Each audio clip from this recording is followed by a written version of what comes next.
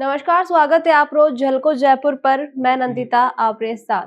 Rajasthan investment summit पहला BJP में बड़ो घमासान छिड़ गयो। जिरे चालता मंत्री किरोड़ीलाल मीणा खुद की ही सरकार पर जासूसी का आरोप लगा दिया है। कल रात जयपुर में जो हुयो वो राजस्थान की राजनीति को पारो चढ़ गयो है और शायद अब ये बड़ी राजनीतिक तपन की गर्माहट दिल्ली तक पहुंची। हालांकि वो पहली बार नहीं है जब मंत्री किरोड़ीलाल खुद की ही सरकार के खिलाफ है या पार्टी नाराज है।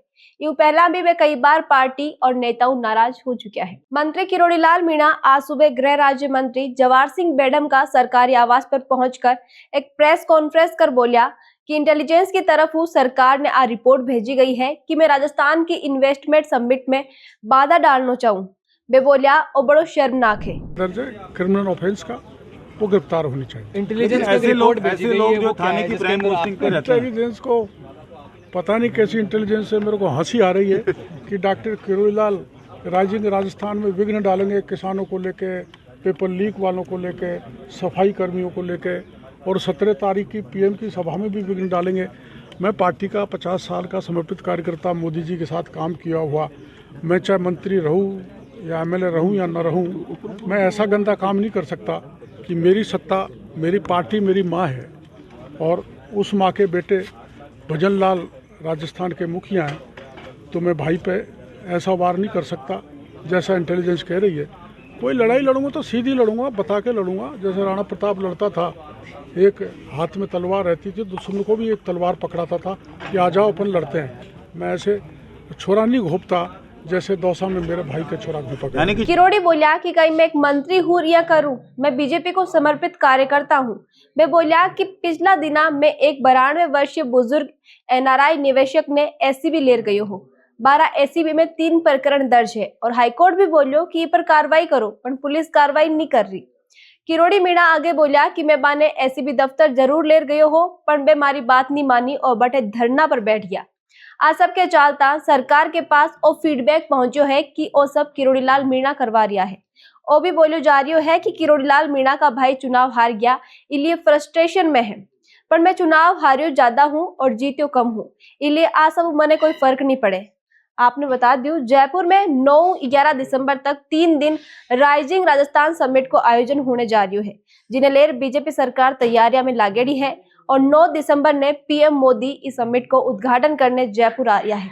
दूसरी तरफ 2021 की एसआई भर्ती परीक्षा में हुई धांधली के सामने आने के बाद युवा बिने रद्द करवाने की मांग सरकार कर रहा है, प्रदर्शन भी कर रहा है। कल रात महेश नगर थाना की सीआई कविता का नेतृत्व में पुलिस बाद छात्र छात्रा के घर पहुंची जो प्रदर्शन करे।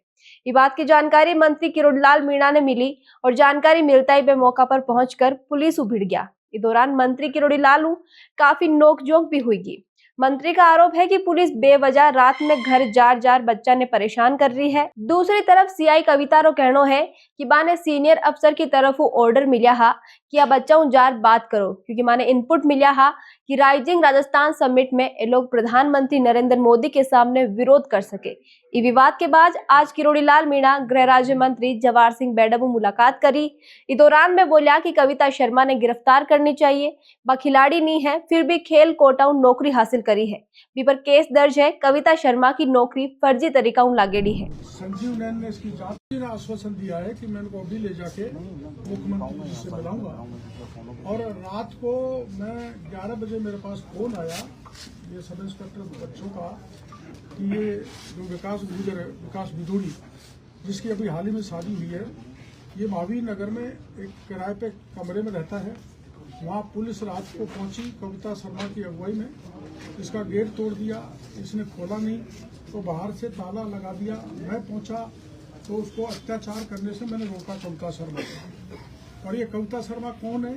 ये खिलाड़ी के कोटे से भर्ती हुई है, ये फर्जी भर्ती है इसकी, ये कोई खिलाड़ी नहीं है, इसने कोई पदक नहीं जीता। और डीसीपी संजीव नैन ने इसकी जांच की थी, इसके खिलाफ मुकदमा दर्ज है और मुकदमे का नंबर है 625/2017। इसकी जांच एटीएस ने की है और एटीएस ने यह प्रमाणित किया है कि ये कविता शर्मा दोषी है। और 2017 की जांच अब तक पड़ी हुई है। इसके खिलाफ कार्रवाई करना तो दूर की बात, इसको जयपुर जैसे महानगर में एक थाने का इंचार्ज बना रखा है। 16 सीसी या जिसके खिलाफ मुकदमा दर्ज होता है या चार्जशीटेड होता है उसको कोई फील्ड पोस्टिंग नहीं मिलती है। इसने रात को अत्याचार किया। एक लड़की जो कवारी है, ये थाना गाजी की रहने वाली है, अपने सब इंस्पेक्टर आरएस की परीक्षा दी। सब इंस्पेक्टर आरएस की परीक्षा की तैयारी कर रही थी। इसका कोई दोष नहीं है।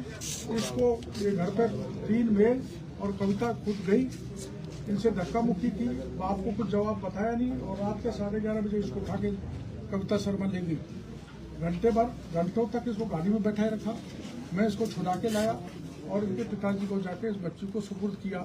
इसकी आप बीती ये है, ये विधुड़ी और उसकी धर्मपत्नी है, इनसे सुन लो। ये मैं यही मंत्री जी को कहने आया हूँ कि ये आप मुख्यमंत्री जी को बताएं और मेरी मंत्री जी से मांग है कि कविता जो चार्जशीटेड है जिस पर मुकदमा दर्ज है, कौन से थाने में दर्ज है? जोंटवाड़ा में दर्ज है और एक महिला के फ्लैट और जमीन पर कब्जा कर रखा है। वो इसके डर के मारे कलकत्ता भाग गई। तो उसको भी मैं कल आपके सामने पेश करूंगा तो आपको सच्चाई सामने आ जाएगी। तो मेरी मुख्यमंत्री जी से मांगे, गृह मंत्री जी से मांगे, इस कविता को गिरफ्तार करें क्योंकि कानून से बड़ा कोई नहीं है। मेरे पे भी मुकदमा दर्ज होगा तो मैं गिरफ्तार हुआ। कविता शर्मा जो फर्जी नौकरी से लगी है वो इतनी बड़ी नहीं है कि वो गिरफ्तार नहीं हो, उसको गिरफ्तार किया जाए। और इनके खिलाफ जो रात में बिना सूचना के घर में घुस के कार्रवाई की है उसके संबंध में भी जो दोषी है उनको खिलाफ कार्रवाई करें और एसआई पेपर रद्द करें। ये पूरा मामला पर आपका कई विचार है, कमेंट में लिखकर बताओ। साथ ही वीडियो ने ज्यादा से ज्यादा लाइक करो, शेयर करो और बढ़ाए रखो झलकों पर आपको प्यार और विश्वास।